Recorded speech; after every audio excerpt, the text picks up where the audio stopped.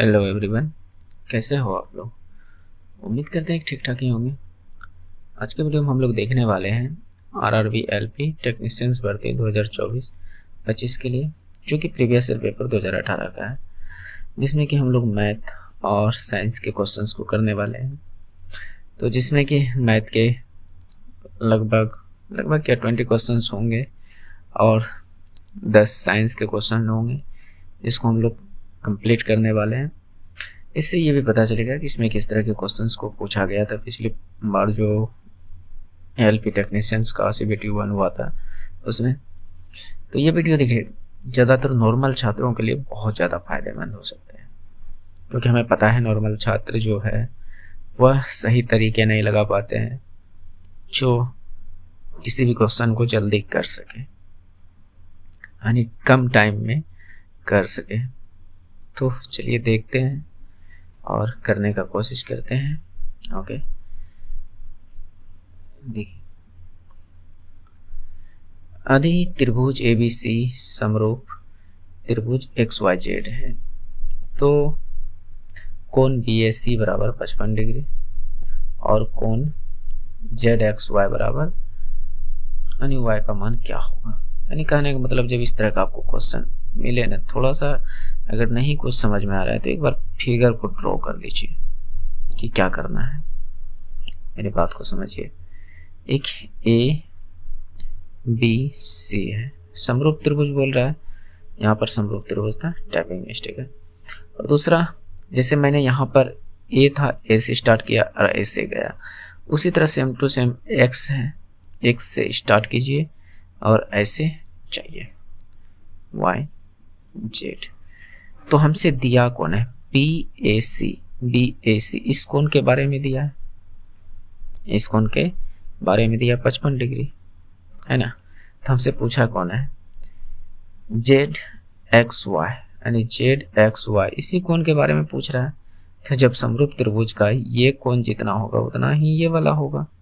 अगर जितना ये होता उतना ही ये होता, और जितना ये और जितना ही ये, तो कोण A का तुलना X से करने बोल रहा है, तो जितना ये है उतना ये होगा, 55 डिग्री ही। इस क्वेश्चन में कुछ जान ही नहीं था।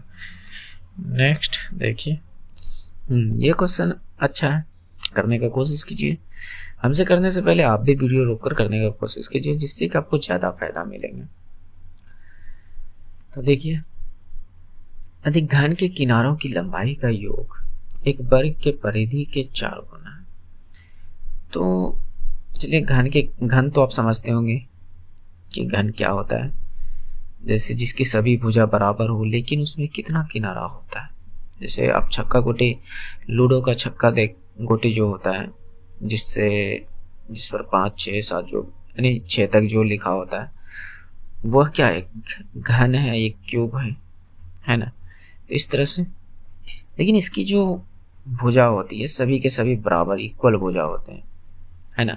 और दूसरा बोला है वर्ग, तो ये वर्ग है जिसकी सभी भुजा बराबर हो, लेकिन इसमें भी सभी भुजा बराबर है, लेकिन इसमें भी सभी भुजा। वर्ग और घन में अंतर है कि ये त्रिविमीय जो है फिगर है, ये द्विविमीय फिगर है, यानी ये 2D फिगर है, ये 3D फिगर है। तो इस बात को समझिए, ये बस अंतर है।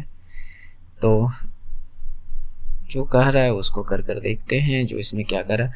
तो इसकी भुजा को जो है कुछ मान लेते हैं, इसकी भुजा A है और इसकी भुजा को हम B मान रहे हैं, वर्ग की भुजा को B मान रहे हैं। तो देखिए, इसकी सभी भुजा बराबर, लेकिन इसमें टोटल कितने किनारे होंगे, तो आप देखिएगा तो इसमें टोटल 12 किनारे होते हैं। तो यही तो बोल रहा है किनारों की लंबाई का योग, तो 12 को किनारा होता है, सभी किनारों की जो लंबाई हमने यहाँ पर माना वो A है, तो ये इसका टोटल योग हो गया 12 A। क्या मेरी बात को समझ रहे हैं, 12 A। हालांकि A को 12 बार जोड़िएगा तो 12 ही होगा, बात समझ। तो यहाँ पर वर्ग का परिधि मतलब क्या, 4 गुना भुजा, यही ना। 4 गुना भुजा, तो 4 गुना भुजा, तो 4 गुना भुजा, इसकी क्या माने है b, और बोल रहा है इसकी 4 गुना है, वर्ग के परिधि का 4 गुना है, यानी इसका भी 4 गुना है, वर्ग के परिधि का 4 गुना, तो ये दोनों आपस में इक्वल। तो यहाँ से हम कह सकते हैं कि ये 4 से कटा दें अगर, तो यहाँ से a बराबर कितना निकल कर आ जाएगा, 4b/3। क्या मेरी बात को समझ रहे हैं? तो चलिए अब जो आगे क्वेश्चंस कह रहा है उसको समझिएगा। देखिए दोस्तों, यहाँ भले ही हमें बताने में टाइम लगेगा, लेकिन अगर आप सीखते हैं, खुद से करते हैं, तो उतना टाइम नहीं लगेगा, इस बात को समझिए। यदि घन के आयतन का मान का चतुर्थांश वर्ग के क्षेत्रफल के बराबर है, तो इस घन के आयतन के बारे में बात कर रहा है। नेक्स्ट स्टेप जो है वह घन के आयतन के बारे में। घन का आयतन क्या होता है, भुजा क्यूब, और इसकी भुजा क्या है, a है, इसका मतलब a क्यूब, उसको इक्वल, यानी घन के आयतन का चतुर्थांश, यानी इसका 1/4 भाग, इसका 1/4 भाग, चतुर्थांश मतलब क्या, 1/4 भाग वर्ग के क्षेत्रफल के मान के बराबर है। तो वर्ग का क्षेत्रफल क्या है, इसका भुजा क्या है b, तो b² के बराबर है। क्या मेरी बात को समझ रहे हैं, b² के बराबर है, ठीक है। तो हम यहाँ पर कहने का मतलब b के जगह को कुछ पुट कर सकते हैं क्या, अगर आप ध्यान से देखें, या तो इसी a के जगह पर कुछ पुट कर दीजिए। a का मान कितना, 4b/3, तो 1/4 और a के जगह पर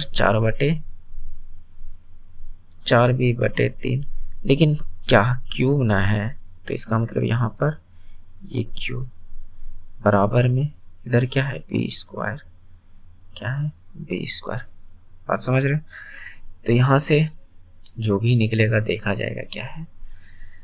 तो 1/4, 4 का क्यूब 64, और b का क्यूब अपन 3 का क्यूब 27, और इधर b²। तो ये अगर हम कहें यहाँ पर, तो ये यहाँ पर 2 बार b है और यहाँ पर 3 को, तो एक बार तो आराम से कट जाएगा, तो सिर्फ b बचेगा। तो ये 4 से ये 16 टाइम में कट जाएगा। क्या मेरी बात को समझ रहे हैं? तो इसको b बराबर सोल्व करने पर क्या आया, 27/16। तो हमसे पूछा क्या गया है, वर्ग की भुजा, और वर्ग की भुजा को हमने क्या माना, b मान लिया, और b बराबर 27/16। कुछ इकाई विकाई नहीं है, तो सीधा यहाँ पर इकाइयाँ कह रहा है, कोई यूनिट यहाँ पर नहीं दिया हुआ है, सेंटीमीटर या कुछ भी, तो हम कह सकते हैं इकाइयाँ। b का जो है 27/16। अच्छा क्वेश्चन है, और इस तरह क्वेश्चंस को लगभग ही लोग कर पाते हैं, हो सके उनमें से आप हो जिसमें कि आप कर सके। तो देखिए नेक्स्ट क्वेश्चन को,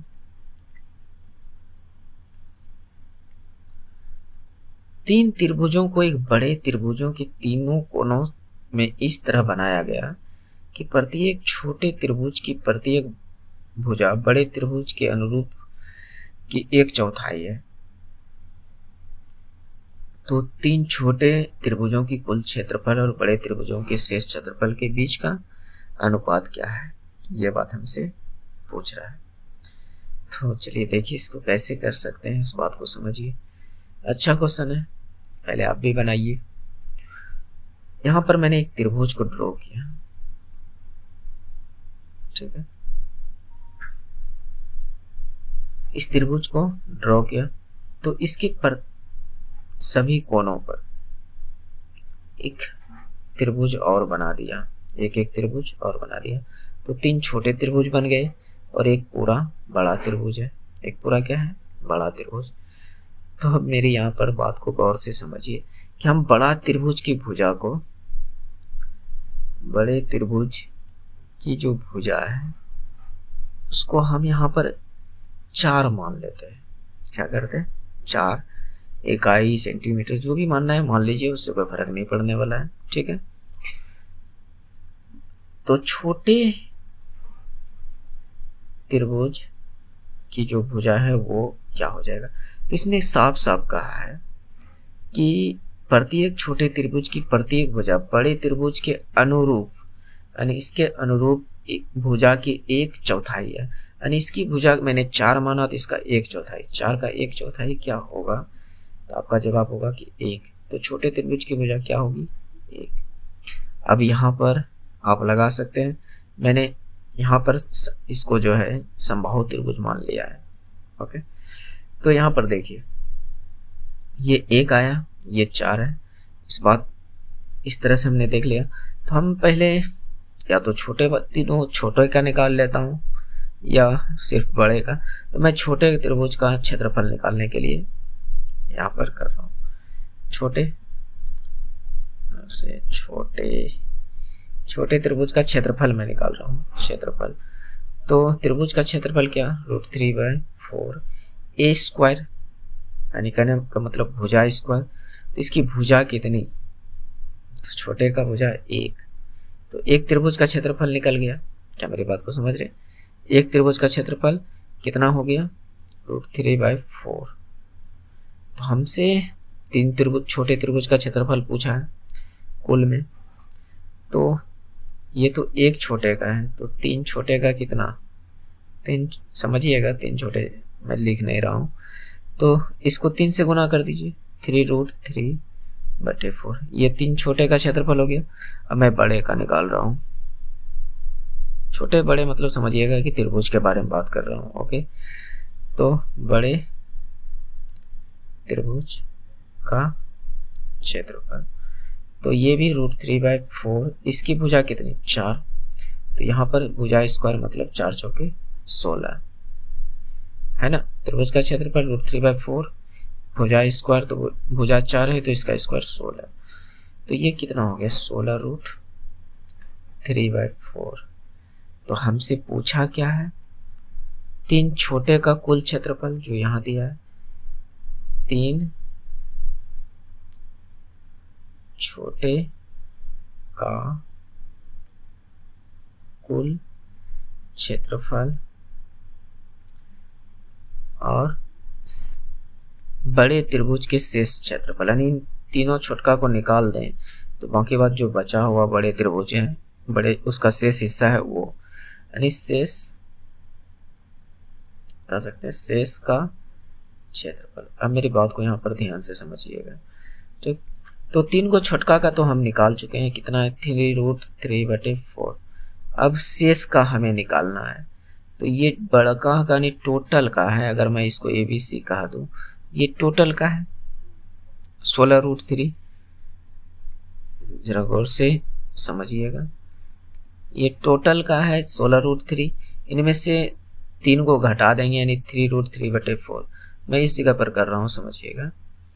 16√3/4 में घटा दूं 3√3/4, तो कितना बचेगा, तो 16 में 3 गया, 13√3/4, ये तो बचेगा। सॉल्व कीजिएगा इसको, देखिएगा उतना ही आएगा। तो हम कह सकते हैं यहाँ पर 13√3/4। तो √3/4 इसमें भी, √3/4 इसमें भी, तो बच गया क्या, 3:13 है ना। अच्छा क्वेश्चन, तो ये इसका राइट आंसर हो जाएगा। ओके, तो उम्मीद करते हैं कि आप समझ पा रहे होंगे। देखिए दोस्त, यहाँ पर आप कोई क्लास का तैयारी नहीं कर रहे हैं कि अगर मैं इस जगह की चीज को अगर मैं बारीकी से ना लिखूं तो आप ना समझ सको। जिधर जगह मिलता है उधर फिट कर दीजिए। हमें आंसर से मतलब है, कहाँ लिख रहे हैं उससे मतलब नहीं। आप समझ रहे हैं, तो इसलिए नहीं समझिएगा कि इधर एक सुर से लिखें तभी वो आपका तरीका सही हो ना आंसर। क्योंकि देखिए, आप जब एग्जाम देने जाइएगा तो आपके पास एक पेज मिलेंगे, उस पेज में आप कहीं भी बनाइए कोई फर्क नहीं पड़ता, आंसर तो आपको देना ही होगा, है कि नहीं। तो आंसर देने से मतलब है, कहाँ लिख रहे हैं उससे मतलब नहीं है। भले ही आप हो सकता है PDF में ना समझ सके, तो इसलिए आप PDF पर भरोसा ना करके यहाँ जरूर देखें, जिससे कि ज़्यादा समझ में आएगा। हालांकि PDF भविष्य के लिए संभाल कर रख सकते हैं, जिसको बाद में बना सके, है कि नहीं। तो दी गई श्रृंखला में 20वां पद कौन सा होगा, हमसे 20वां पद के बारे में पूछा है। तो मैंने कहा कि जौन सा पद पूछ रहा है हमसे, यहाँ पर ए 20वां के बारे में बात कर रहा है, नहीं 20वां पद के बारे में। जैसे ये A1 है, ये 2 है, ये 3 है, ये डॉट डॉट आगे तक ये 20 तक गया है। तो ये लास्ट पद के बारे में पूछ रहा है, तो ये 20वां के बारे में पूछ रहा है। तो जैसे ही 20वां का बात किया तो इससे 1 घटा देना, a प्लस 20 में 1 गया तो कितना 19 d। क्या मेरी बात को समझ रहे हैं? a 20वां के बराबर a प्लस 19 d। अभी a क्या है, d क्या है, इस बात को समझिए। ये जो पहला A1 है, या तो यहां पर कह सकते हैं सीधा सीधा A1 प्लस 19d, सीधा बात खत्म। A1 प्लस 19d, तो A1 तो हमें मिल गया। अब D चाहिए। D क्या होता है? A2 माइनस A1, या कहीं पर भी घटाइए। A3 में A2 को घटा दीजिए, ये हमारा D है, ये हमारा क्या है D, यानी सार्वंतर जिसको कहते हैं, तो D है। तो A2 कितना, माइनस का 47, इसमें घटाना है माइनस का 50, तो यहाँ से ये कितना निकल कर आ जाएगा, ये माइनस माइनस प्लस, यानी 47 प्लस 50, तो ये जाकर 7 निकल जाएंगे। क्या हो जाएंगे? 7 क्या बात है, 3 हो जाएंगे। क्या होंगे? 3। ओके, तो अब हमें चाहिए क्या, ये चीज हमें A20 चाहिए, है ना। तो A1 कितना, माइनस का 50 प्लस 19, 3 D का मान कितना 3 आया है, तो यहाँ से माइनस 50, 19 दिया 57, 57 में 50 जाएगा तो कितना आएगा 7। ये हमारा राइट आंसर 7 हो जाएगा। ये चीज़ मैंने क्यों लिखा, ऐसा क्यों किया, इसका मैंने एक प्रॉपर 5 मिनट का वीडियो बनाया है, जिससे कि आपका जो हो सकता है कि जो AP से रिलेटेड क्वेश्चंस हो वो सारे सोल्व हो सके। आप जरूर एक बार ट्राई कीजिएगा, खोजिएगा वीडियो। ज़्यादा लंबी वीडियो नहीं है, 5 या 6 मिनट का होगा, जिसमें इस बात को, यानी मतलब समझिए कि AP को पूरा कम्प्लीटली उस 5 मिनट में मैंने समझाया है। तो ज़रूर देखने का कोशिश कीजिएगा, और हो सके तो इस तरह के क्वेश्चंस आपको आसानी से बनने लगे। ठीक है, देखिए, सुनील अपनी यात्रा सायं 2:33-34 बजे शुरू करता है, नहीं 2:33 पर शुरू करता है, और गंतव्य स्थान तक 4:43 में पहुंचा। तो अनिल ने सुनील के 45 मिनट बाद, चलिए पहले मैं लिखता हूं कि अनिल ने कब शुरू किया। ओके, मैं यहां पर देखता हूं अनिल नाम का कोई व्यक्ति है जिसने स्टार्टिंग किया, स्टार्टिंग जो है 2:33-34, और एंड जो किया, जो पहुंचा 4:43-45। अब दूसरा कोई बंदा है सुनील, ठीक है, एक और बंदा है जो है सुनील। अब सुनील है, यहाँ पर सुनील नाम का कोई व्यक्ति है, जो कि अनिल ने सुनील के बाद, सुनील के 45 मिनट बाद, अच्छा पहले ही सुनील था, मैंने अनिल पढ़ लिया बाय मिस्टेक्स, सॉरी दोस्तों। अच्छा, पहले ये सुनील ही था, ये कौन था, सुनील, और ये था अनिल। अनिल ने बाद में किया। तो जो अनिल ने सुनील के 45 मिनट 27 सेकंड बाद, यानी सुनील ने इतना टाइम पर किया, तो अनिल ने 45 मिनट 27 सेकंड के बाद शुरू किया। ओके, और अंत कब किया, गंतव्य स्थान तक जो पहुंचा तो वह 37 मिनट 16 सेकंड बाद पहुंचा। 37, ये तो 4:43-45 में पहुंच गया, ये 37 मिनट और लेट से, और जो कि 16 सेकंड लेट किया। तो यहाँ से इसका टाइमिंग देखें तो ओरिजिनल में ये कब स्टार्ट किया अनिल, तो ये 7:4-11, 3-2-5-1 6, 5-3-8, 4-3-7, और ये 2, यानी 2:78 यानी यहाँ से घंटा निकाल सकते हैं, लेकिन मैं ऐसा नहीं कर रहा हूँ ताकि हमें और आसानी होगा सॉल्व करने में। अगर आप चाहें कि यहाँ से 60 मिनट इधर टपका दें यानी इधर ट्रांसफ़र कर दें तो ये 3 बज जाएगा, और इधर क्या हो जाएगा मतलब कि 18 मिनट हो जाएगा, है ना। 60 मिनट इससे निकाल, अगर इससे 60 सेकेंड निकाल लेते थे यहाँ, फिर थोड़ा सा वजरा में फंस जाते हैं, इसलिए मैं यहाँ पर वो चीज़ नहीं कर रहा हूँ, उस बात को समझिएगा। 6 5 11, 4 1 5 1 6, 7 3 10, 0, 4 3 7, 1 8 और ये 4। तो देखिए अनिल ने स्टार्टिंग किया 2:78 में और अंत किया 4:80 में। तो हमसे यहाँ पर पूछा गया अनिल को अपनी यात्रा पूरी करने में कितना समय लगेगा, यानी अनिल को अब कितना टाइम जो है कंज्यूम्ड हो रहा है, मतलब कि कितना टाइम लग रहा है। तो अंतिम समय में से फर्स्ट समय को घटा दीजिए, तो अंतिम समय क्या है 4:80 61, यही ना, और फर्स्ट समय स्टार्टिंग समय 7:78 61। तो देखिए मैंने यहाँ पर इसलिए चेंज नहीं किया ताकि घटाने में आसानी होगा। 0 0, 80 में 78 गया 2 और 4 में 2 गया 2, तो इसको जो टाइम लगा 2 घंटा 2 मिनट, कितना लगा 2 घंटा 2 मिनट। अगर यहाँ पर कुछ आता तो सेकंड भी कहते हैं, बात समझ रहे हैं। तो यहाँ पर 0 0 आया तो इसलिए सीधा 2 घंटा 2 मिनट, तो ये राइट आंसर हो जाएगा। तो बस तरीके को समझिए और करने का कोशिश कीजिए। इसीलिए तो मैं कहा हूँ कि यहाँ पर मैं आपको जो बताने का कोशिश करूँगा थोड़ा शॉर्टकट तरीके से, ताकि आपका समय कम लग सके। लेकिन कुछ क्वेश्चंस ऐसे भी थेथर होते हैं जिसमें आप कितना शॉर्टकट लगाइए टाइम तो लेगा। जैसे बोर्ड मार्क्स के कुछ प्रश्न होते हैं जो दिया ही जाता है टाइम को फंसाने के लिए। इस क्वेश्चन को देख लीजिए, इस क्वेश्चन में कुछ यहाँ पर जो था कुछ डाटा वगैरह था जो कि थोड़ा फ्रैक्शन मतलब कि अलग सा डाटा था जो कि लिखने में टाइपिंग करने में नहीं बन रहा था, जिसके वजह से मैंने यहाँ पर नहीं लिखा। मैंने सोचा कि बाद में लिख दूंगा, फिर ध्यान में नहीं रहा, तो मैं अभी डायरेक्ट देख रहा हूँ कि ये हो रहा है। तो यहाँ पर समझिए, इसका मैं निकाल लूँ यहाँ पर आखिर था क्या रियली में। ये था 208.4/5। ये चीज टाइपिंग हमसे नहीं हो पा रही है, इसलिए थोड़ा सा प्रॉब्लम हो रहा है।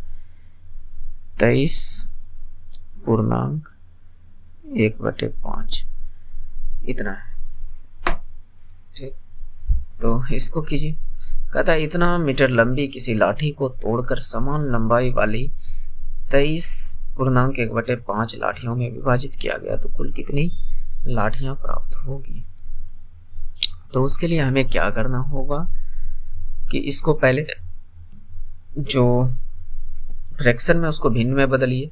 तो यहाँ पर देखिए 208.4/5 इसको आप सीधा कीजिएगा तो ये कितना हो जाएगा 208 गुना 5। इसको इससे गुना करते हैं और इसको जोड़ते हैं, यही होता है ना। तो 1040 और 4 1044/5। फिर इसको आप सीधा कीजिएगा तो ये क्या होगा 23 × 115 116/5 यानी 23.1/5 को अगर आप सोल्व कीजिएगा तो 116/5, ठीक है।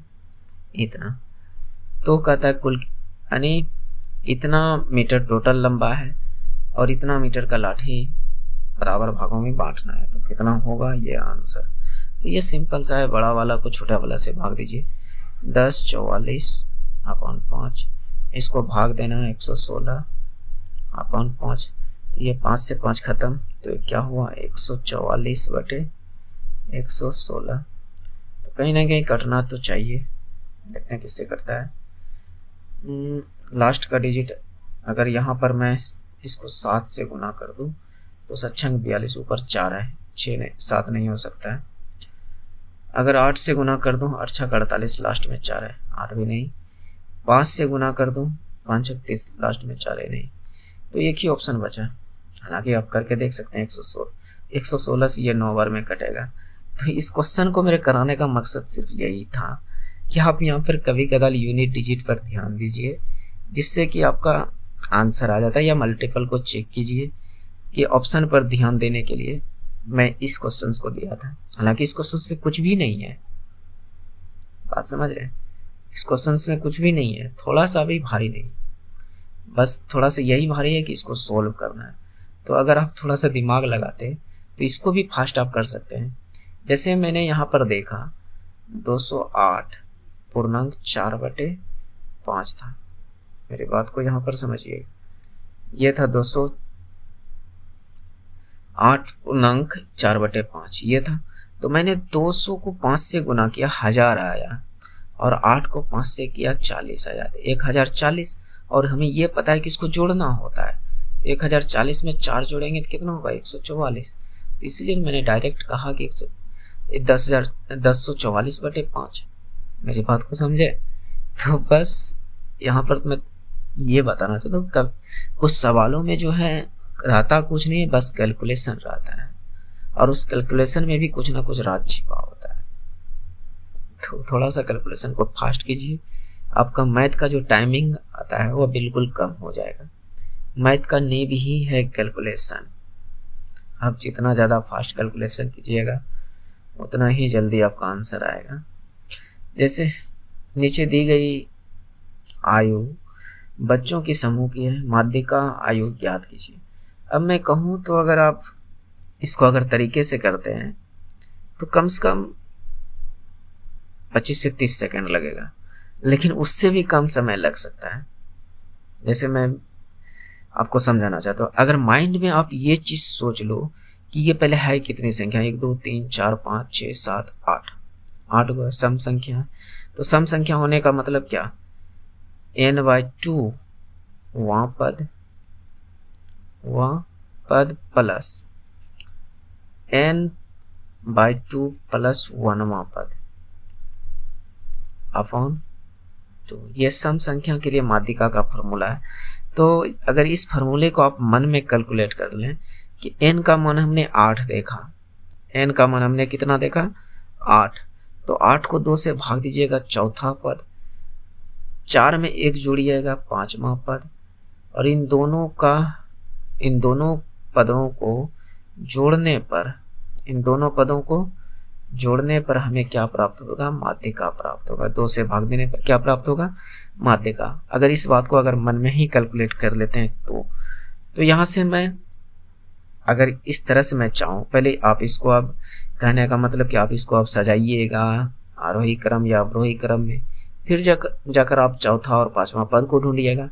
लेकिन मैं कहता हूँ डायरेक्ट आप चौथा 5वां पद को ढूंढ सकते हैं। कैसे, पहले स्थान पर सबसे छोटा तो ये 1 नंबर पे, इससे थोड़ा सा बड़ा ये 2 नंबर पे, इससे थोड़ा सा बड़ा ये 3 नंबर पे, इससे थोड़ा सा बड़ा ये 6 जो है 4 नंबर पे, इससे थोड़ा सा बड़ा ये 7 है, ये 5 नंबर पर। तो हमें चौथा और 5वां चाहिए, चौथा और 5वां। चौथा पद कितना 6, 5वां पद कितना 7 अपॉन 2। तो 7 13/2 कितना 6.5। क्या मेरी बात को समझ पा रहे हैं। तो यही डिफरेंट है एक नॉर्मल स्टूडेंट में और एक जो अच्छे स्टूडेंट होते हैं, वो इन सब चीज़ों में नहीं फंसते हैं, ना ही ये चीज़ों में। वह सिर्फ संख्या देखता कितना है, और फिर वह मन में ही कैलकुलेट कर लेता कि कौन कौन सा पद लेना है। बात समझ रहे हैं। और डायरेक्ट, और ना ही इसको आरोही क्रम में सजाता, ना ही अवरोही क्रम में। मेरी बात को समझ रहे हैं। ना ही वह घटते क्रम में सजाता, ना ही बढ़ते क्रम में। डायरेक्ट वह यहीं से देख लेता कि ये एक यानी पहला स्थान पर आएगा, ये दूसरा, ये तीसरा, ये चौथा, और ये 5वां स्थान पर। बाकी बात तो 6ठा 7वां 8वां तो ये जो हो सकता है। तो हमें तो बस चौथा और 5वां तक ही तो चाहिए। क्या मेरी बात को समझ रहे हैं। तो टोटल हमें लिखना क्या जरूरी, कोई जरूरी है क्या, नहीं ना। तो इसलिए डायरेक्ट आंसर आता। तो समझिए इस बात को, और क्या बोल सकता हूँ। अब किसी दोस्त ने कहेंगे कि ये क्वेश्चन तो आपने कराने में 4-5 मिनट लगा दिए या 3 मिनट लगा दिए, तो मैं उसको बता दूं ये चीज समझाने में लगा है, करने में नहीं। इस बात को समझिए।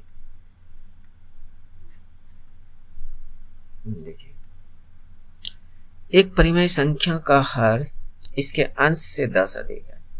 यदि अंश को 4 बढ़ा दिया जाता और हर को 3 कम कर दिया जाता तो प्राप्त संख्या 5/6 है। तो वास्तविक संख्या परिमेय संख्या का कितनी है? मतलब कि कहने का मतलब सीधा सीधा कोई एक भिन्न मान लेना है। मान लेते हैं, अगर मानना नहीं है तो इन्हीं कोई ऑप्शन पर ध्यान डालिए। कहता है कि अंश हर जो है अंश से 10 अधिक है, यानी भिन्न में जो होता है, अगर मैं कहूँ कोई भिन्न है 9/5 तो ऊपर वाला अंश है और नीचे वाला क्या है? हर है। क्या इस बात को समझ रहे हैं? तो इसने कहा कि हर इसके अंश से 10 अधिक है, यानी ये नीचे वाला ऊपर वाले से 10 अधिक। तो यहाँ भी है, यहाँ भी है, यहाँ भी है, यहाँ भी है, सभी में। इस बात से हमें आंसर नहीं मिला। लेकिन अगर कहता है यदि अंश में 4 बढ़ा दिया जाए, यानी ऊपर वाले में आप 4 बढ़ा दो, 19 4 13, और नीचे वाले में 3 कम कर दो, 19 में 3 गया 16, और इसका जो प्राप्त होगा वह 5/6 होगा। इसको कटाइए पिटाइए तो क्या 5/6 निकलेंगे? नहीं, तो ये आंसर नहीं हो सकता है। बात समझ रहे? फिर सेम टू सेम यहाँ पर देखना है, ऊपर वाले में आप 4 बढ़ा दो तो 15, और नीचे वाले में 3 घटा दो तो ये 18। इसको कटाते हैं तो देखिए 3 से 5 बार में, 3 से 6 बार में कट गया तो 5/6 आ गया कि नहीं? तो ये बिल्कुल राइट आंसर है। हालांकि अगर इसको तरीके से करते तो आप कोई x/y भिन्न मानते। बात समझ रहे? x/y कोई भिन्न मानते, इसमें फिर अंश में 4 बढ़ाते और नीचे वाले में 3 को कम करते, फिर जाकर ये 5/6 लिखते, फिर जाकर सोल्व करते हैं, तब जाकर आंसर आता। तो ये सब करना क्या जरूरी है? मेरी बात को समझ रहे? तो थोड़ा ऑप्शन पर ध्यान दिया कीजिए। इसीलिए ना कहा हूँ कि ये सब तरीका देखिए, अभी जो नॉर्मल स्टूडेंट होंगे, जो शुरुआती दौर में होंगे, कंपटीशन में कदम रखे होंगे, तो उसके लिए जो है बहुत सारे ऐसे तरीके होंगे जो उसको नहीं पता होगा, और उनके सामने जो सीनियर स्टूडेंट बैठे होंगे वो बहुत जल्दी आंसर को कर लेता होगा। तो वजह क्या है? क्योंकि वो उस तरीके को नहीं जान पाता है कि जिस तरीके से जल्दी आंसर आ सके। बात समझ? तो सीखिए और अपना स्कोर बढ़ाइए। निम्नलिखित में से कौन सी एक परिमेय संख्या है? मतलब कि ऐसा कौन सा ऑप्शन है जिसका हल करने पर रूट में आंसर ना हो, ये ना। तो मैं सभी में 32 है, 32 को तोड़ लेता हूँ। अगर मैं 32 को तोड़ना चाहूँ तो 2 दूनी 4 दूनी 8 दूनी 16 दूनी 32, है ना। तो 2 कैगो आया? 1 2 3 4 5, जिसमें भी करनी में 5 होगा वही राइट आंसर होगा। ये कहने का मतलब देखिए, अगर मैं इसके 5 डालता तो इस 5 कहने का मतलब कि इसका गुणनखंड तो यही है ना। तो अंदर से 5 गो का जोड़ा बनाकर 5 गो को 1 बनाकर बाहर कर लेते हैं, तो 5 गो 2 है तो 2 बाहर, इसका आंसर 2 होगा। क्या मेरी बात को समझ रहे हैं?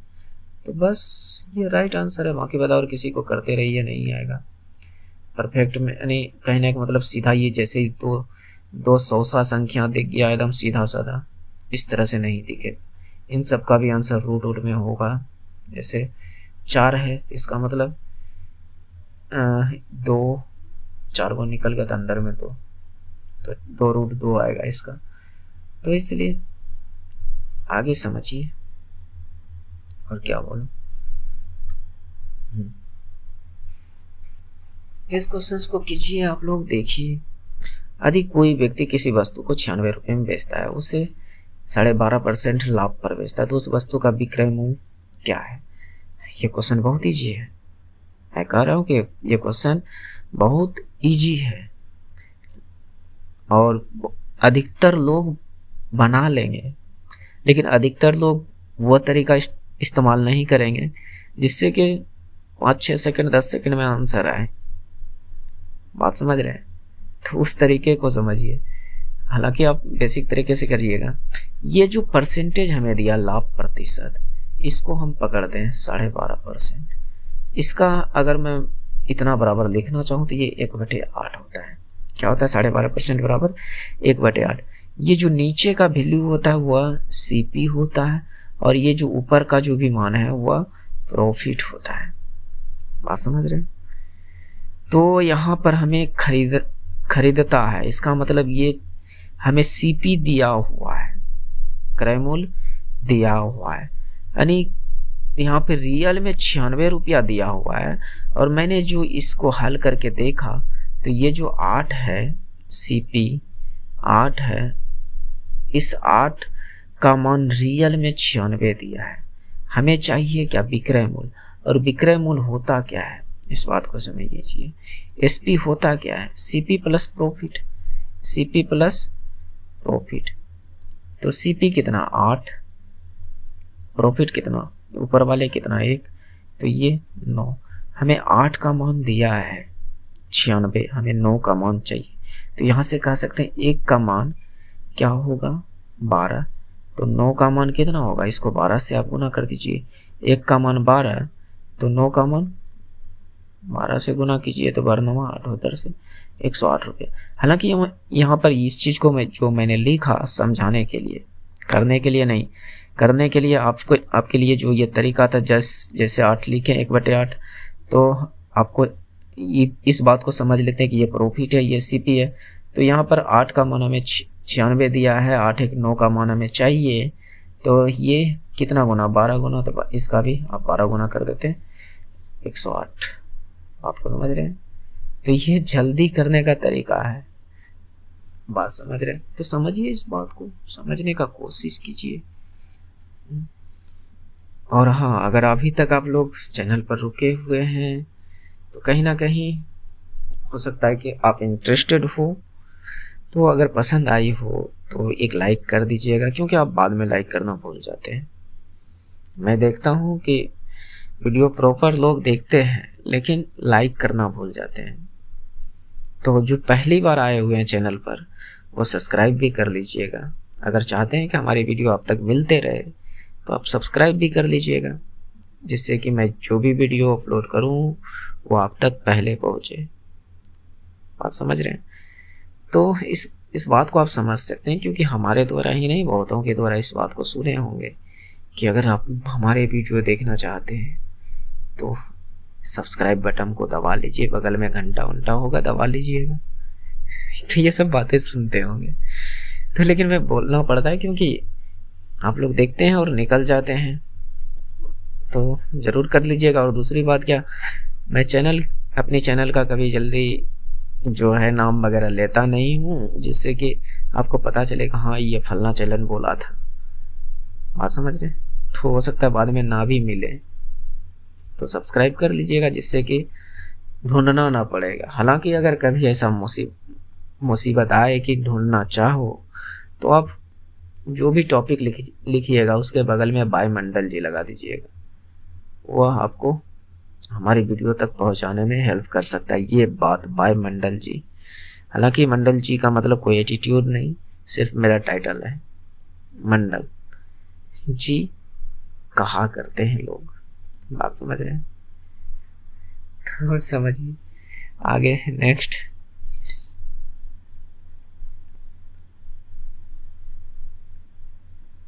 विपुल सेवल से 15 वर्ष छोटा है, ठीक है। 12 वर्ष बाद सेवल की आयु विपुल की आयु की 1.5 गुनी होगी। तो सेवल अभी कितने वर्ष का है? देखिए, विपुल सेवल से 12 वर्ष छोटा है, इसका मतलब सेवल बड़ा है, विपुल छोटा है, और इन दोनों का अंतर 16 है। इन दोनों का अंतर 16 है। तो यहाँ पे विपुल शॉर्ट भाषा में लिख दिया, सेवल को एस, विपुल को बी। बात समझ रहे हैं? तो इनकी वर्तमान आयु को एस मान लिया, इसकी वर्तमान आयु को विपुल की बी मान लिया। एक्स वाई की मैंने यहाँ पर झंझट खत्म कर रहा हूँ, इस बात को समझिए। तो आगे जो कहा है 12 वर्ष बाद शैवाल की आयु विपुल की आयु की 1.5 गुनी थी। तो शैवाल की आयु विपुल की आयु का 1.5 गुनी, 1.5 गुनी का मतलब क्या 3/2। मैं पॉइंट को हटा रहा हूँ इस और कुछ नहीं। तो यहाँ पर शैवाल इस बी को नीचे लेते आइए, ये 3:2, 3/2। अगर मैं कहूँ इस तरह से लिखूँ शैवाल और विपुल, तो ये क्या 3/2। हालांकि मैं डायरेक्ट इसको कर सकता था, 3 लिख सकता था, लेकिन हो सकता है कि बहुतों को समझ में नहीं आए कि ये कैसे। तो ये 12 वर्ष बाद की है अनुपात। ये जो है अनुपात ध्यान से समझिएगा, ये सब तरीका आपको जल्दी आंसर तक पहुंचाएगा। ये जो आयु का अनुपात है ये 12 वर्ष बाद का है, 12 वर्ष बाद का आयु है। बात समझ रहे हैं? आयु का अनुपात है, तो इस बात को समझिए। ठीक, तो अब मैं कहता हूं कि इन दोनों का अंतर कितना है, तो आपका जवाब होगा 1। लेकिन यहां पर रियल में अंतर कितना दिया है 16, यानी इस 1 का अंतर 16 है। तो 3 का मान कितना, 1 का मान 16 है तो 3 का मान 16 या 48। तो हमसे पूछा किसका, शैवाल का, तो बस शैवाल का ही तो चाहिए, इससे कोई लेना देना है नहीं विपुल से। लेकिन ये कब है 12 वर्ष बाद का। ये जो 48 निकला ये आयु 12 वर्ष बाद का निकला है, तो हमें 12 वर्ष पहले जाना है। तो इसमें ये 12 वर्ष में घटा दूंगा तो ये कितना आ जाएगा 36, और यही है वर्तमान आयु। क्या मेरी बात समझ रहे हैं? ये किसकी, शैवाल की। किसकी, शैवाल की 36। तो ये सब तरीका थोड़ा आपको कम समय में जो है आंसर तक पहुंचाने में मदद करेगा, और कुछ नहीं है। हालांकि है वही चीज। अब आप लोग ये भी कह सकते हो कि ये तो अंतर वर्तमान का है, किसका, वर्तमान का, और ये अंतर, ये जो अनुपात है ये 12 वर्ष बाद का है। तो मैं एक बात पिछली वीडियो में भी समझाया था, हो सकता है इस वीडियो में बहुत सारे दोस्त नए आए होंगे, तो हो सके वो उस बात को नहीं समझ पाए हो, तो उसके लिए मैं बता रहा हूँ। हालांकि जो पहले आए हैं वो तो समझ गए होंगे कि मैंने ऐसा क्यों किया। अगर मान लीजिए अभी जो आप और आपके कोई भाई है, आप हो और आपका कोई ब्रदर हो, अगर आप 8 साल के हो और आपका भाई 20 साल का हो, ठीक है, वर्तमान में। लेकिन अगर 10 साल बाद कहें तो आप 18 साल का हो जाओगे, और आपका भाई 10 साल बाद आपका भाई कितना 23 साल का। तो एक बात बताइए, अभी इन दोनों में कितने का अंतर है, तो आपका जवाब होगा 12 वर्ष का। तो यहां भी देखिए तो कितने का अंतर है 12 वर्ष का। तो आप 50 साल बाद भी अपने भाई से तुलना कीजिएगा ना, तो ये अंतर जो वर्तमान में है वो 50 साल बाद भी अंतर होगा। तो इसीलिए मैंने ये वर्तमान का अंतर 12 वर्ष पहले के अंतर के बराबर कर दिया, कोई फर्क नहीं पड़ता। क्या बात को समझ रहे हैं? तो थोड़ा समझने का कोशिश कीजिए, और क्या कर सकते हैं। मैं समझावत हमरो की लोगो, ये हमारे गांव की लैंग्वेज है जिस परिवेश में मैं रहता हूँ। ओके, तो चलो देखो दोस्त, एक चीज मैं कई दिन से पूछना चाह रहा था लेकिन भूल जाता था। आप लोग हमारे वीडियो कहाँ से देखते हैं? जरा एक बार व्यू कमेंट में जरूर दीजिएगा कि हमारे वीडियो कहाँ तक, किस किस राज्यों के भाइयों तक पहुंच रहा है। एक बार कमेंट में जरूर बताइएगा, ताकि देखिए जानने की हमें भी इच्छुक है कि आखिर हमारी वीडियो जा कहाँ तक रही है और आप लोग पहुंचा कहाँ तक रहे हो, ये आप पर डिपेंड करता है। चलिए देखिए नेक्स्ट क्वेश्चन, वहाँ के बाद बातें तो होती रहेगी।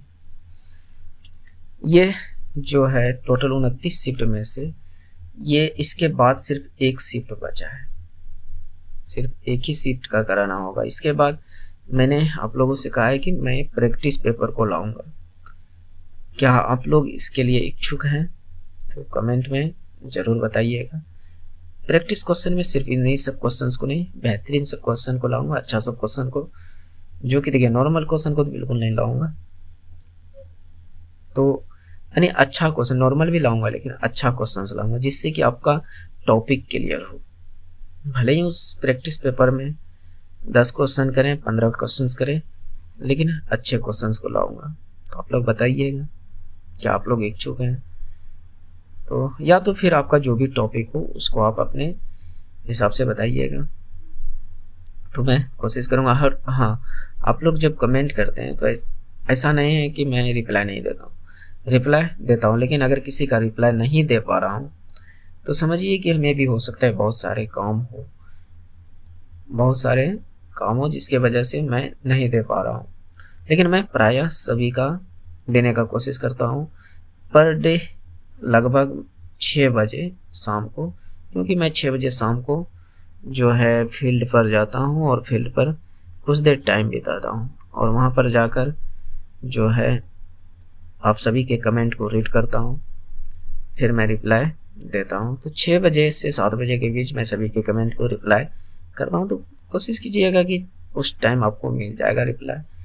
तो आप अपना कमेंट वगैरह ज़रूर किया कीजिए। वहाँ के बाद तो आप समझदार है ही। 144 मीटर लंबी एक ट्रेन, ये बहुत इजी क्वेश्चन है, आप कर लीजिएगा। सिर्फ इसको देखिए, मीटर पर सेकंड में निकलेगा, किलोमीटर प्रति घंटा में बदल लीजिएगा, और कुछ है नहीं। ये क्वेश्चंस मैं आप पर छोड़ता हूँ, आराम से कर लोगे, क्योंकि अगर अभी तक आप लोग मेरे ज़्यादा से ज़्यादा नहीं 3-4 वीडियो भी देखे होंगे तो इस तरह के क्वेश्चन तो आपके लिए इजी हो जाएगा। देखिए यहाँ पर ये कुछ डाटा एनालिसिस का भी क्वेश्चन मैं लाया हूँ, जो कि शुरुआती दौर में स्टूडेंट डरते हैं इन सारे क्वेश्चन से। दी गई सारणी में 4 विद्यार्थी WXYZ द्वारा 4 विषय PCBM में प्राप्तांक किए गए अंक दर्शाए गए हैं। प्रत्येक विषय के अधिकतम अंक 100 हैं। तो M में 4 विद्यार्थियों द्वारा प्राप्त अंक यानी प्राप्त किए गए औसत अंक किसमें? M में। M कहाँ है? यहाँ है। इसके चारों विषय यहाँ है, इसके चारों विषय यहाँ। तो इनके सभी का यानी औसत अंक हमसे पूछा है। तो चलिए देखिए, फाइंड कीजिए टोटल कितना, इन सभी को जोड़िए। तो अब आप लिख कर जोड़िएगा, लेकिन मैं लिख कर नहीं, डायरेक्ट यहीं पर जोड़ूंगा। 8 6 14 4 14 4 18 6 24 यानी 240 और 5 5 10 250। कितना आ गया? 250। टोटल कितने यानी प्रत्येक विषय अधिकतम, तो औसत अंक पूछा है हमसे। कितना क्या पूछा? औसत अंक। तो टोटल कै विषय है? 4 विषय। तो इन 4 से भाग लगाइए, ज़्यादा क्या सोचना है। औसत मतलब क्या? दी गई सभी संख्याओं का कुल योग बटे कुल संख्या। तो इसको भाग दीजिए, 4 6 के 24 बच गया, 1 4 दूनी 8 बच गया, 2 4 6 24 आतर 1 4 दूनी 8 4 5 20 यानी 62.5 62.5 यहाँ पर यार, इसको हल कीजिए 62.5 ये कुछ भी नहीं है। तो देखिए 4 से क्यों भाग दिया? क्योंकि 4 विषय है, मतलब कि 4 विद्यार्थी है WXYZ। तो औसत तो कुल पर ही, तो कुल संख्या पर यानी कुल योग बटे कुल संख्या, यही तो होता है औसत, है कि नहीं? तो इसका आंसर ये हो जाएगा। नेक्स्ट,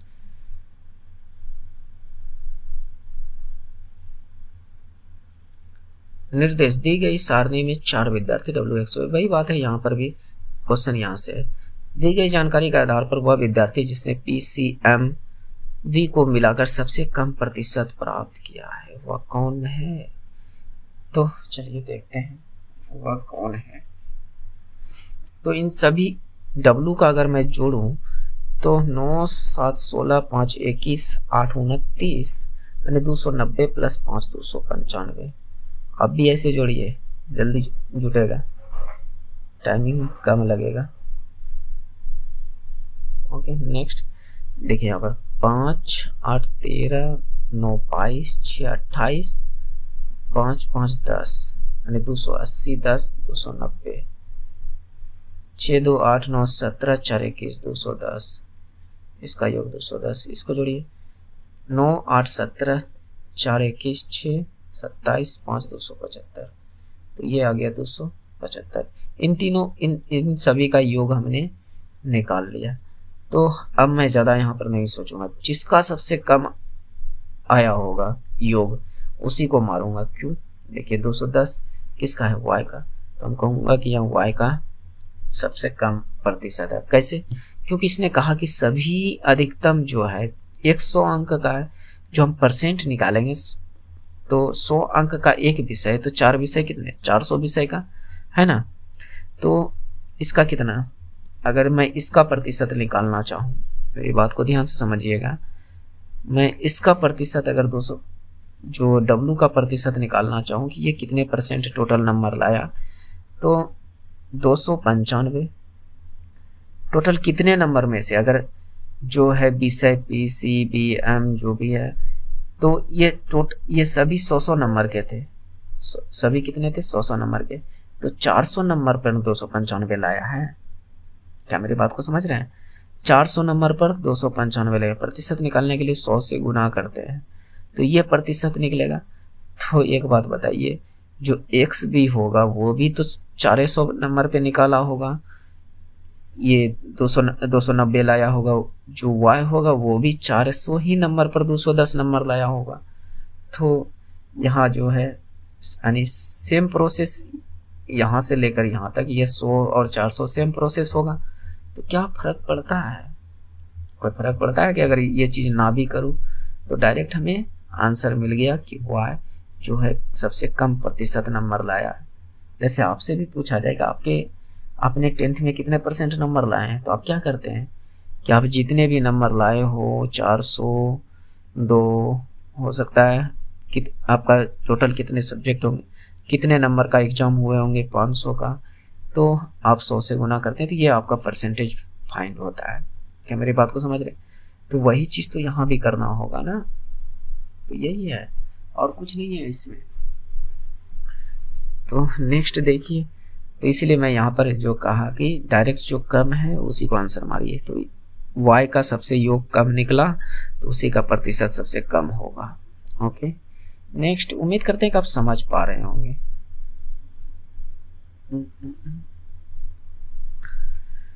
नीचे दी गई सारणी कक्षा 10 में विद्यार्थी की संख्या का विवरण देती है। अनुभाग ए और अनुभाग बी, मध्य अवधि और अंतिम परीक्षा दिया हुआ है।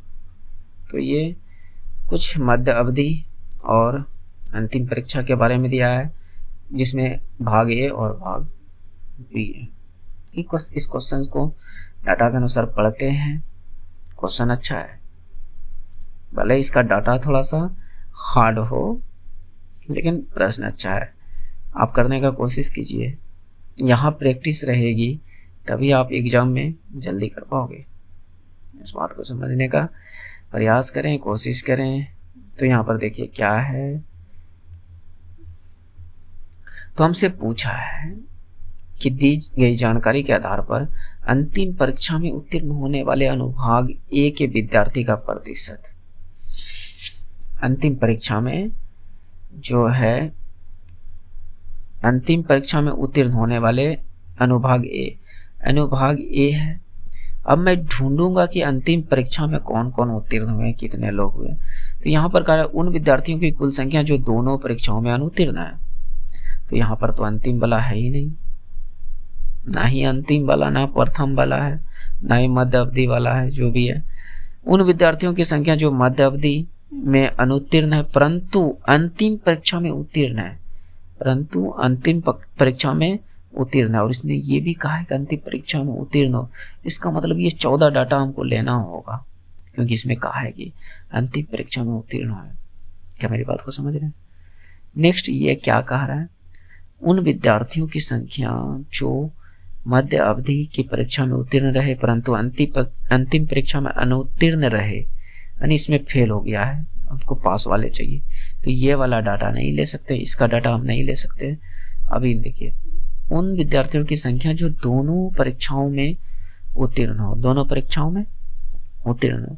तो ये देखिए, दोनों परीक्षा मतलब क्या, मतलब कि मध्य अवधि में, मिडिल परीक्षा में भी वो उत्तीर्ण है और अंतिम बलाम भी उत्तीर्ण है, दोनों कहने का मतलब ये नहीं इसमें अंतिम बला भी तो आ गया, इसका मतलब इस डाटा को भी मेरा लेना होगा। तो कुल कितने अंतिम परीक्षा में उत्तीर्ण हुए, तो मैं यहाँ पर चलिए थोड़ा सा स्क्रॉल करके नीचे करने का कोशिश करता हूँ। देखिए तो यहाँ पर टोटल जो अंतिम परीक्षा में उत्तीर्ण हुए कितने लोग, 4 4 8 6 1 7 78 लोग उत्तीर्ण हुए अंतिम परीक्षा में। टोटल कितने में से अनुभाग 1 के बारे में ना पूछा गया था, तो टोटल अनुभाग ए में कितना है 78 और 28, यहीं पर जोड़ लेते हैं।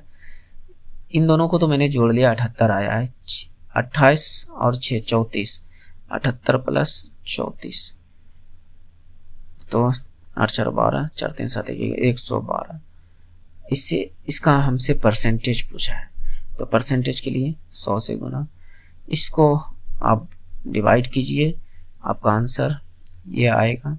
मैंने कैलकुलेट ऑलरेडी पहले किया है, क्योंकि हमें पता है कि यहाँ भाग लगाने में थोड़ा सा जो है हार्ड है, ज़्यादा हार्ड तो नहीं कर सकते हैं, थोड़ा सा टाइम टेकिंग है, तो आप कर लीजिएगा। जो भी आए मेरे में से यही है, देख लीजिएगा। तो ये टोटल मैथ के क्वेश्चंस कंप्लीट हुए। ये हमारा टेलीग्राम चैनल है, जहां से आप हमारे टेलीग्राम पर जुड़ सकते हैं। स्कैन करके, आप फोन पे से स्कैन मत कीजिएगा, ना ही गूगल पे से। आपका कहने का मतलब मोबाइल में एक ऐसा सिस्टम होगा स्कैन करने का, जहां से आप स्कैन कीजिएगा, डायरेक्ट आपको हमारे टेलीग्राम तक पहुंचा देगा, जहां पर मैं PDF वगैरह या क्यूज टाइप क्वेश्चंस वगैरह मैं डाला करता हूं, और अदर नोटिफिकेशन भी दे दिया करता हूं, जो भी होता है तो वहीं पर मैं देता हूं। तो जुड़ जाइएगा, आपके लिए ही बेनिफिट होगा, नहीं तो मेरा क्या।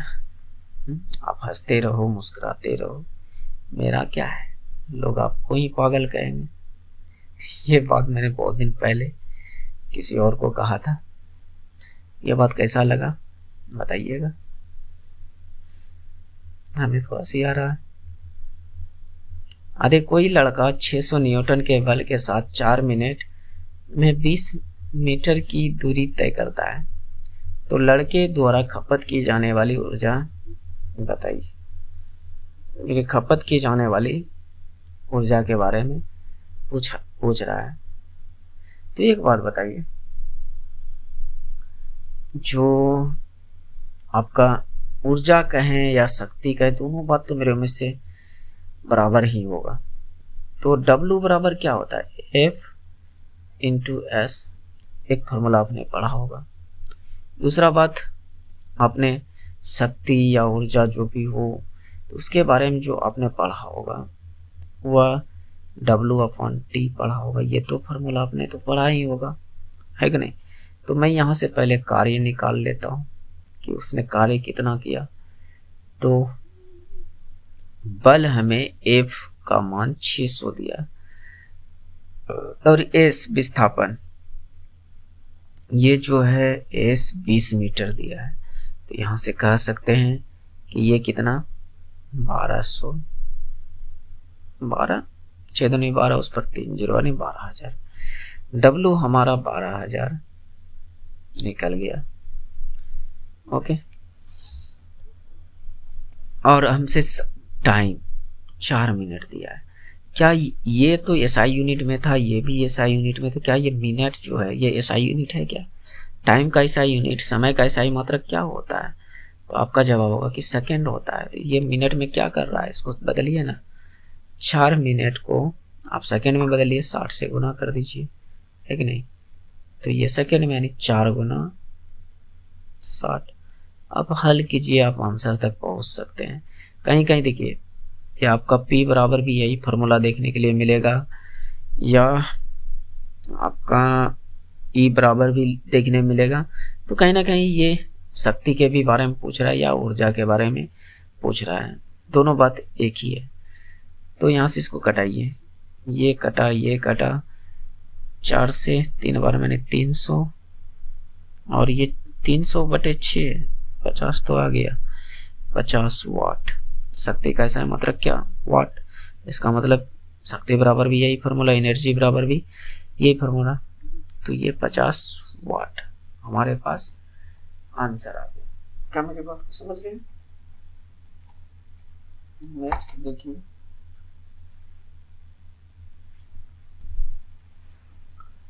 ओके आगे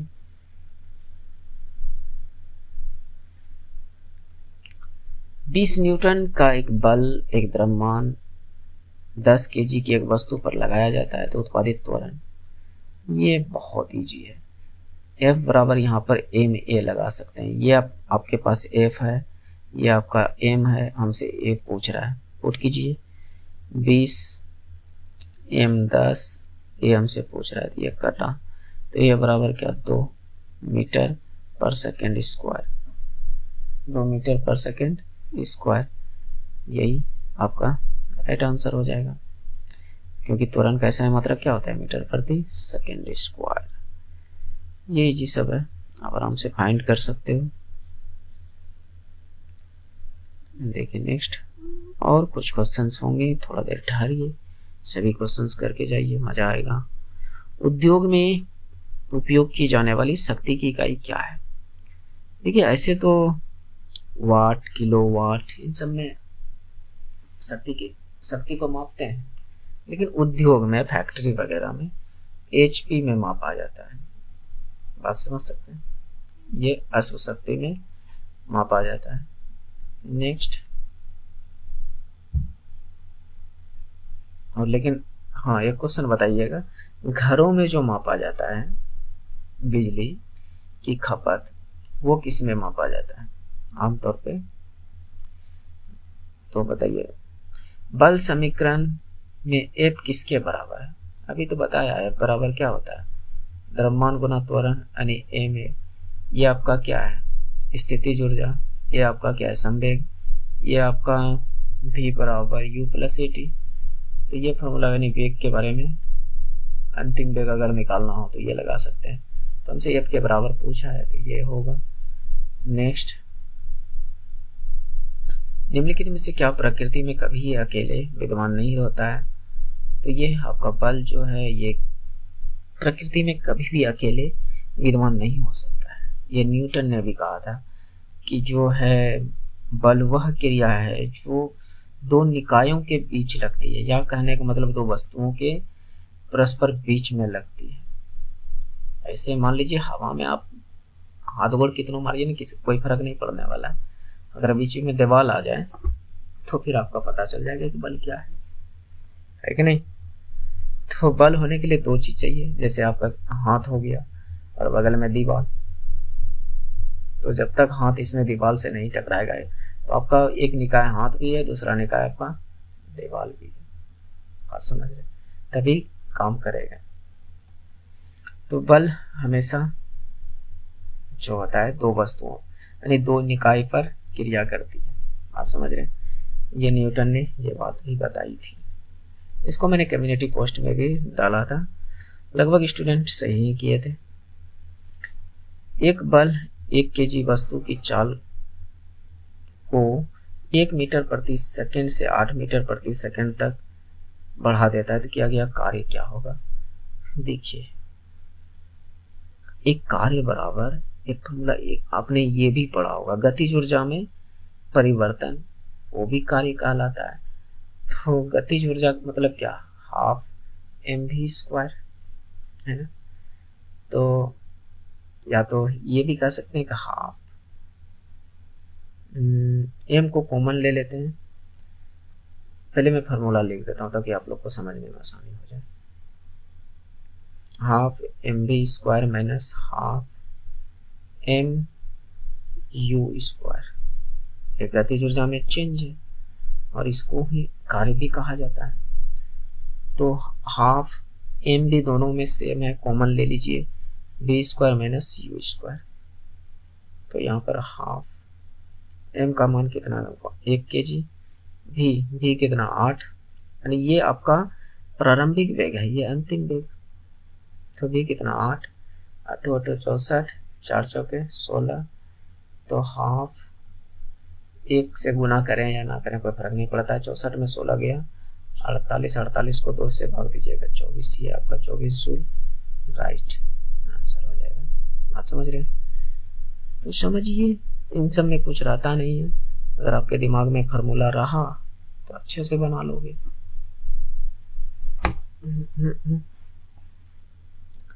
दो वस्तुओं के बीच, देखिए क्या हो गया, कहीं एंगलिंग करना क्या, चलिए। दो वस्तुओं के बीच गुरुत्वाकर्षण बल F यदि दोनों वस्तुओं के द्रव्यमान उनके बीच की दूरी को बदले बिना उनके मूल्य द्रव्यमानों की 1/4, तो गुरुत्वाकर्षण बल कितना होगा? गुरुत्वाकर्षण बल कितना होगा? ठीक है, उनके बीच की दूरी को नहीं बदलना है, सिर्फ द्रव्यमान, मूल्य द्रव्यमान को बदलना है। तो गुरुत्वाकर्षण बल F बराबर आपने फार्मूला पढ़ा होगा, G(m1 × m2/r²। ठीक है, इतना आपने पढ़ा होगा। तो ये तो पहले बल ये है, इतना बल है, हमें निकालना है दूसरा बल, ये F1 अगर मान लेते हैं ये है, तो हमें दूसरा बल निकालना। G(m2) ये तो मतलब कि स्थिरांक है, नियतांक है, तो इसका तो कोई मतलब है नहीं। लेकिन कहता है कि मूल्य द्रव्यमानों का 1/4, यानी m1 को भी 1/4 कीजिए, m1/4, और m2 को भी 1/4 कीजिए, m2/4।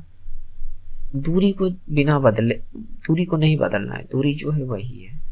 तो मैं यहाँ से अगर देखूं तो f2 बराबर क्या निकल जाएगा, तो G तो सेम टू सेम है, m1 बाहर निकालिए, m2 को भी बाहर निकालिए, नीचे में r² लिख दीजिए, तो बचा क्या, 1/4, 1/4 मतलब कि ये आपका 1/16 क्या हो गया, 1/16।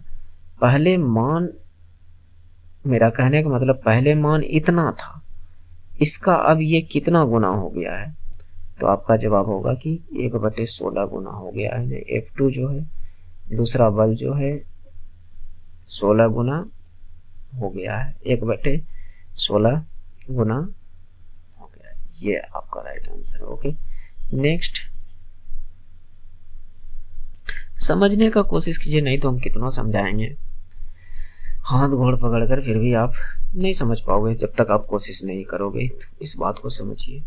40 kg की एक लकड़ी, अच्छा लकड़ी है, लड़की है, दौड़कर एक विमान की सीढ़ियाँ 4 सेकंड में 5 मीटर चढ़ती है, तो विकसित शक्ति क्या होगी? तो P बराबर, कल भी मैंने एक फार्मूला बताया था कि W/T, और W बराबर mgh भी होता है अपॉन T। तो हमें m दे दिया यहाँ पर 40, और G दे दिया 10, T दे दिया 4 सेकेंड, H दिया 5 मीटर। तो बस पुट कीजिए, जो भी है, ये H है, ये आपका G है, ये है, ये आपका T है, बस पुट कीजिए। m का मान कितना, 40, और G का मान 10 लेना है, H का मान 5 लेना है, अपॉन T कितना, 4 सेकेंड है, सब कुछ ऐसा यूनिट में है तो काम आसानी से हो जाएगा। तो ये और कुछ है क्या, एक विमान की सीढ़ियों को 4 मीटर चढ़ती है, 4 मीटर चढ़ती है, तो उसके द्वारा विकसित शक्ति क्या होगा, शक्ति बराबर W/T देख लेते हैं। तो ये यहाँ से कट गया, कितने बार में, 10 बार में, 10 10 100 गुना 5, 500 आ गया, 500 वाट। देखिए W बराबर mgh, यानी कार्य बराबर mgh भी होता है, स्थितिज ऊर्जा, यानी इसको स्थितिज ऊर्जा भी कहते हैं। मेरी बात को समझ रहे हैं, स्थितिज ऊर्जा। तो ये आपका फार्मूला था, ये फार्मूला बेस्ड क्वेश्चन था। नेक्स्ट देखिए, और एक आध क्वेश्चन होना चाहिए, आज कुछ ज्यादा क्वेश्चन तो नहीं हो गया, चलिए कोई बात नहीं है। यदि द्रव्यमान 25 kg एक बॉक्स को F न्यूटन बल द्वारा 15 मीटर तक धकेला जाता है, तो इस प्रक्रिया में किया गया कार्य 480 जूल है, तो F का मान क्या होगा? यानी आपको ये बात तो पता है कि F बराबर क्या होता है, F बराबर क्या होता है, हमसे एफ का मान पूछा है, हमको दिया है 480 जूल mgh। हाँ, यहाँ पर आप mgh लगा सकते हैं। क्या लगा सकते हैं? ये आपका जो कार्य बराबर दिया W बराबर, आप यहाँ पर mgh लगा सकते हैं। देखिए, प्रश्न को देखने पर आपको सूत्र याद आ जाना चाहिए कि यहाँ पर क्या लगेगा। W दिया है हमें 480 जूल, M क्या है 25, G का मान जो भी हो, G देख लेते हैं, निकल सकता है जो भी हो, या तो आप 10 भी ले लेते हैं, नहीं G का मान ही निकालना है, इनटू और ये 15 मीटर। तो यहाँ से अगर मैं देखूं कहाँ पे मिस्टेक कर रहा हूँ,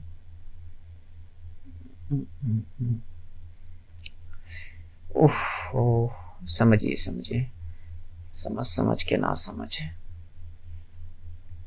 देखिए mg ये क्या है, ये जो mg है यही तो आपका बल है।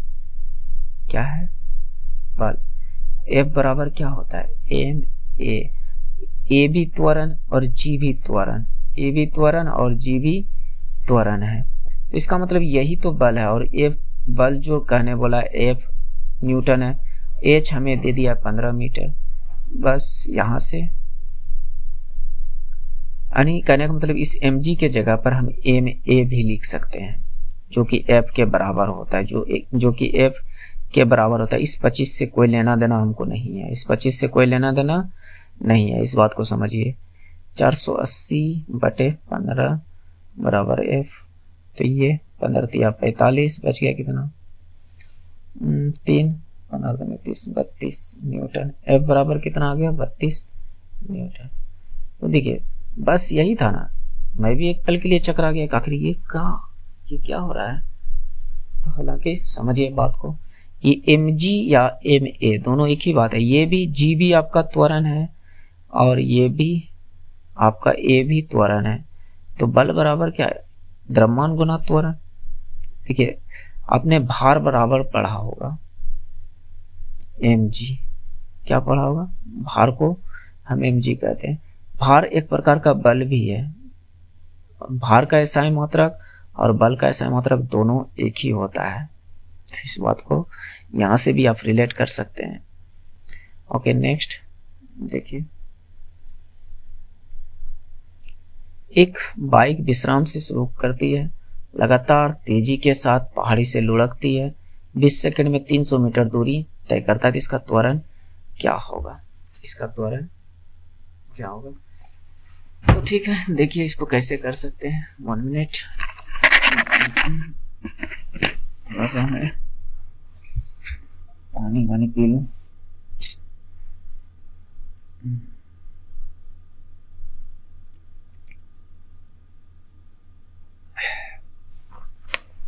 चलिए देखिए, तो यहाँ पर विश्राम से शुरू करता है। तो यहाँ पर मैं कौन सी फॉर्मूला लगाऊं? मैं कहता हूं कि इसमें दो चीज है, एक तो a का मान दिया है, एक f का मान दिया है। तो मैं किसी एक को फाइंड कर लूं तो हमारा आंसर आ सकता है। चलिए कोशिश करता हूं, दोनों को फाइंड कर लूंगा। तो हमें चाहिए, पहले त्वरण पूछ रहा है, तो त्वरण से रिलेटेड हमारे पास यहाँ पर क्या क्या दिया हुआ है? t दिया हुआ है 20 सेकेंड, s दिया हुआ है 300 मीटर, और प्रारंभिक वेग विश्राम से शुरू हो रहा है, यानी u हमें दिया हुआ है 0, a हमसे पूछ रहा है। तो इन चारों से रिलेटेड कोई फार्मूला है क्या? तो आपका जवाब होगा कि हाँ, एक फार्मूला तो मेरे दिमाग में आ रहा है, s बराबर ut plus half at square, क्या है कि नहीं? तो s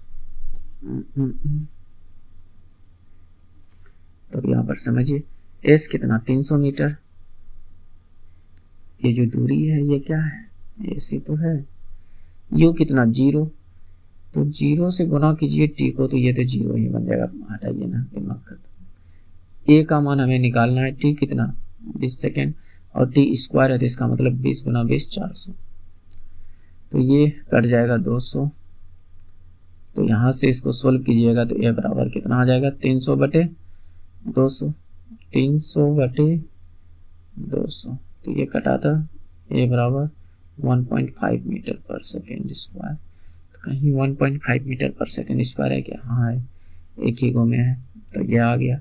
वहाँ के बाद बल आप निकाल ही सकते हो, क्योंकि आपके पास तो द्रव्यमान दे दिया, ए निकाल ही लिए, तो एक बराबर क्या, ए में लगा कर निकाल लीजिएगा।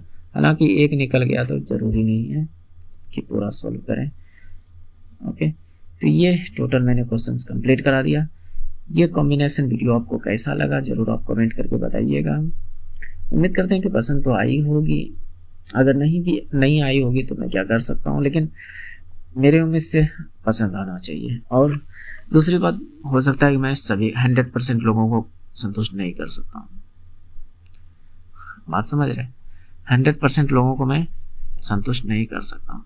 मेरा कोशिश रहता है मैं सभी को प्रॉपर समझा सकूं, बता सकूं, मेरे तरीके को फॉलो कर सके सभी लोग, लेकिन नहीं, हाँ मैं कितनों कुछ करूं सभी को नहीं समझा सकता। तो उससे आपको मतलब, चलिए जो भी हो, तो बाकी बात आप जो भी हो, अब अगर अभी तक आप रुके हुए थे, आपको सही लगा होगा तो एक लाइक कर दीजिएगा, हो सके तो एक स्टडी ग्रुप में शेयर कर दीजिएगा, या आप आपका जो भी हो, अच्छे मित्र हो, भाई हो, बंधु हो, जो भी, उसमें शेयर कर दीजिएगा और प्यारा सा कमेंट कर दीजिएगा।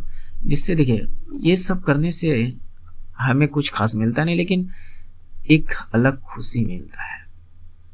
अगर आप लाइक शेयर सब्सक्राइब करते हो तो एक खुशी मिलता है कि जो हम आपके लिए कर रहे हैं वो कहीं ना कहीं आपको पसंद आ रहा है, आपको बेनिफिट मिल रहा है, बात समझ रहे हैं।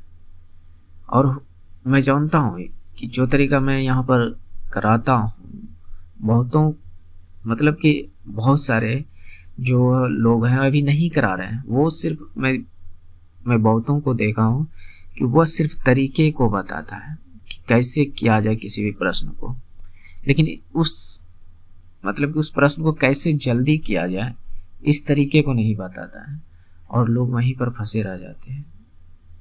तो बाकी बात तो आप समझदार हैं, समझिए, तो प्लीज इन सब चीज़ों को फॉलो कीजिए ताकि मैं आपके लिए और भी अच्छी वीडियो बना सकूं। और क्या कर सकता हूँ। मिलते हैं नेक्स्ट वीडियो में। जय हिंद, जय भारत। Thanks for watching.